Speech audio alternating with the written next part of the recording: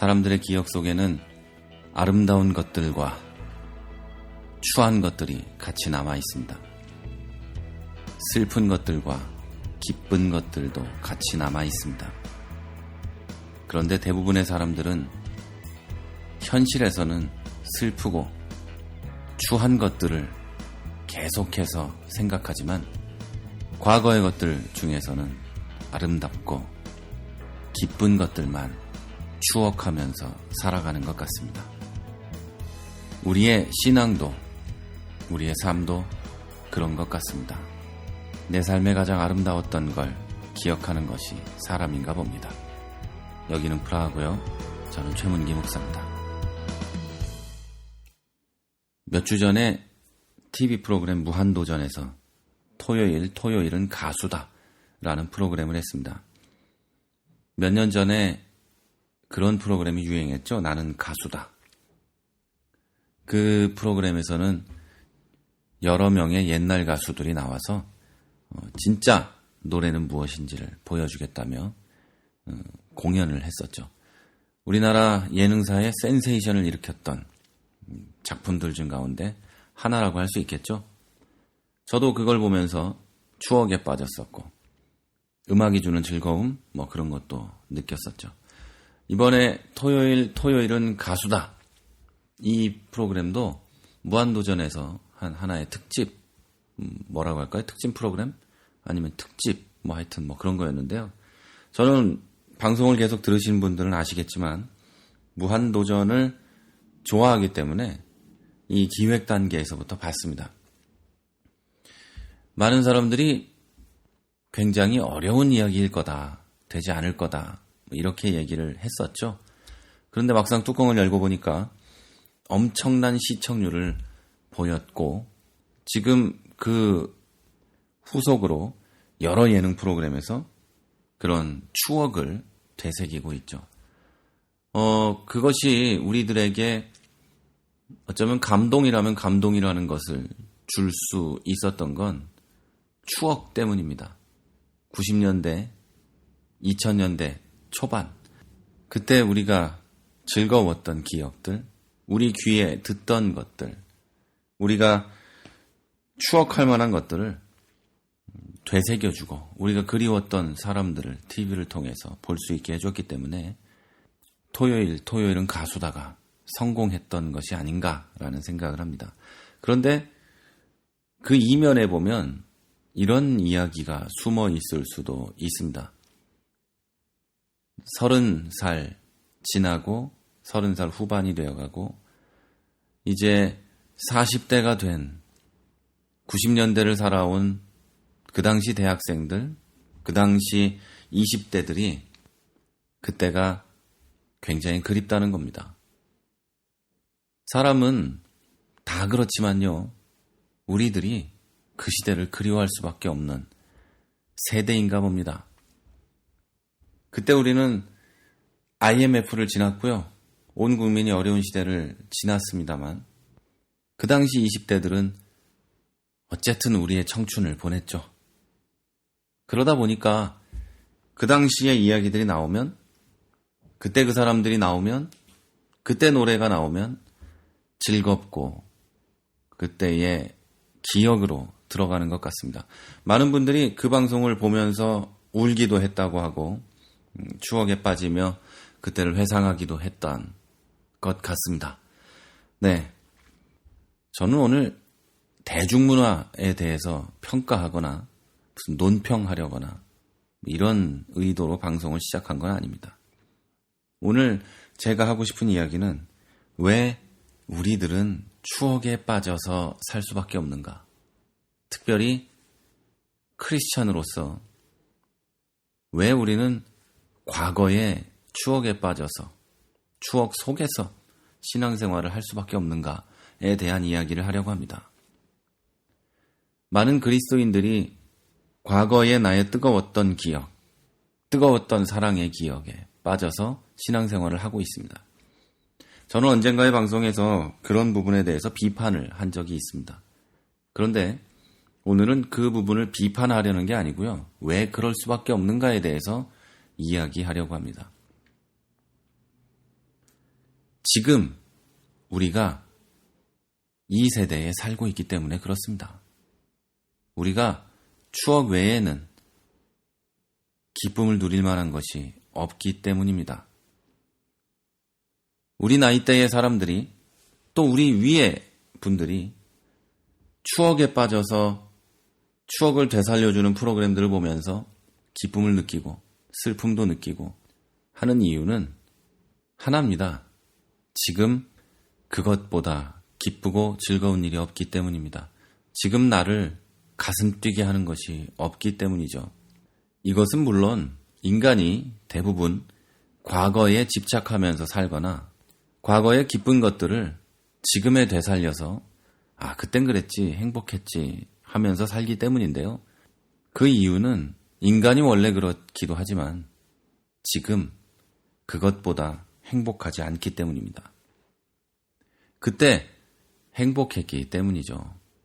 그리고 또 좀 더 깊이 들어가자면 사람은 과거에서는 기뻤던 것만 가져오기 때문이라고도 할 수 있겠죠.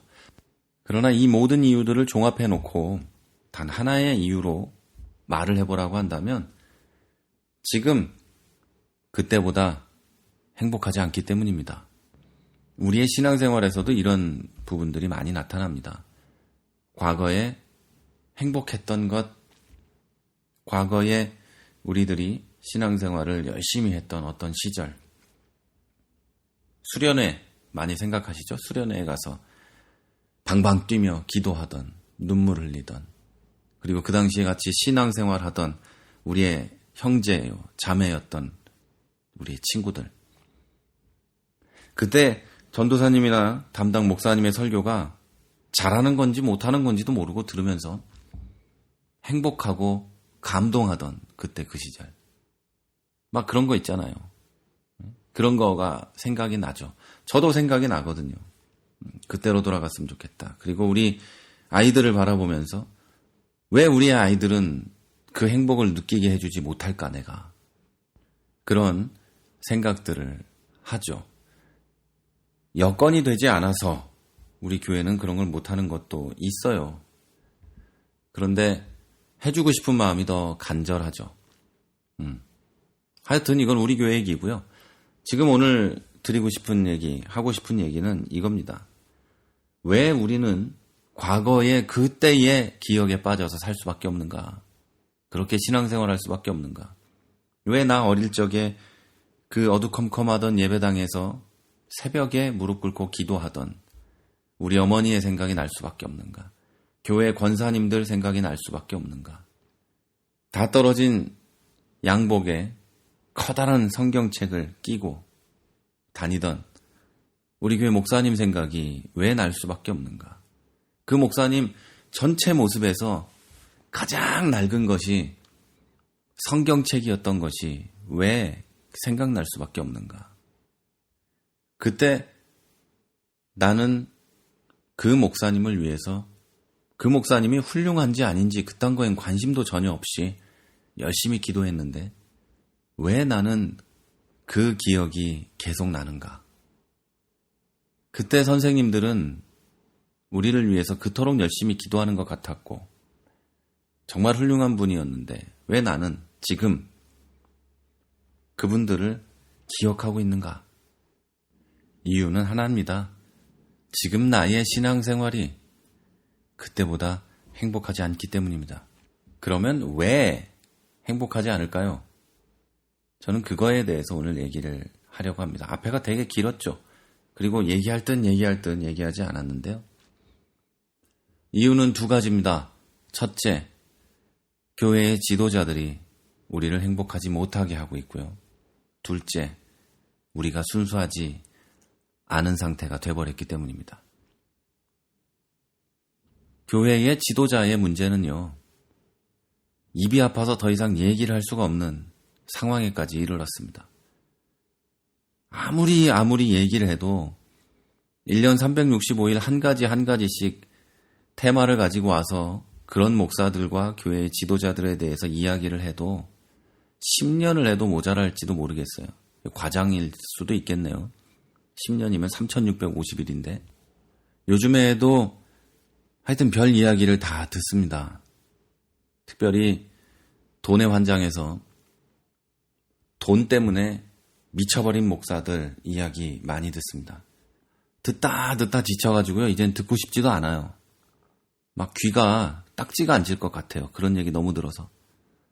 그리고 방송을 통해서도 우리 방송뿐 아니라 여러 방송들에서 그런 이야기들을 하고 있기 때문에 귀에 딱지가 앉으실 거예요. 여러분도. 그럼에도 불구하고 그런 얘기를 들으면 속이 시원하잖아요. 왜 그럴까요? 여러분 주변에 그런 목사들이 있기 때문이에요. 여러분 주변에 그런 사람들이 있어서 여러분이 행복하지 않기 때문이에요. 그런데 대신 우리가 같은 목사가 그래도 목사는 전문가니까 그쪽에 그런 사람들이 나서서 같이 욕을 해주니까 속이 시원한 그런 걸 수도 있겠어요. 그런데 방송하는 입장에서도 짜증스러워요. 그런 얘기 입에 담고 싶지도 않고 좋아서 그런 거 하는 사람이 어디 있겠습니까? 그런 일이 없어서 다시 그런 얘기 안 해도 되는 성경 얘기만 해도 되는 그런 세상이 빨리 왔으면 좋겠다. 이런 마음이 더 크죠. 어쨌든 그런 사람들 때문에 그런 교회들 때문에 우리들이 행복하지 않습니다. 저나 여러분이나 똑같이 행복하지 않죠. 저는 또 얼마나 부담이 되겠습니까? 나도 똑같은 인간이 되면 어떡하나 하면서 날마다 기도하고 깨어 있어야 돼요. 얼마나 힘들어요.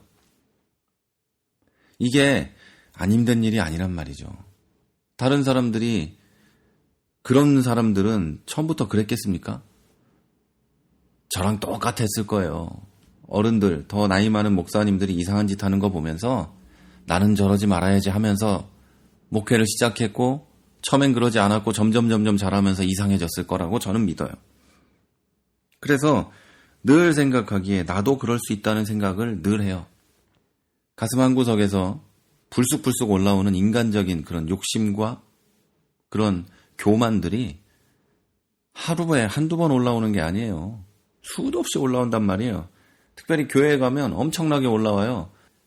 우리 교회 성도들이 저보고 목사님 하면서 이러잖아요.